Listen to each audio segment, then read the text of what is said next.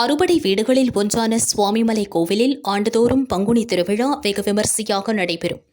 இந்த ஆண்டு விழா 16ஆம் தேதி கொடியேற்றத்துடன் தொடங்கியது. விழாவின் முக்கிய நிகழ்ச்சியாக யானை விரட்டும் நிகழ்ச்சி இன்று நடைபெற்றது. வள்ளியை திருமணம் செய்ய நினைத்த முருகர் விநாயகரை வேண்ட அவர் யானை உருவில் வந்தார். பயத்தில் இருந்த வள்ளியை காப்பாற்றிய முருகன் யானையை விரட்டி வள்ளியை திருமணம் செய்ததாக ஐதீகம். இந்நிகழ்வை நினைவுகூரும் விதமாக யானை விரட்டும் நிகழ்ச்சி நடந்தது. இந்நிகழ்ச்சியில் திரளான பக்தர்கள் பங்கேற்று சுவாமி தரிசனம் செய்தனர்.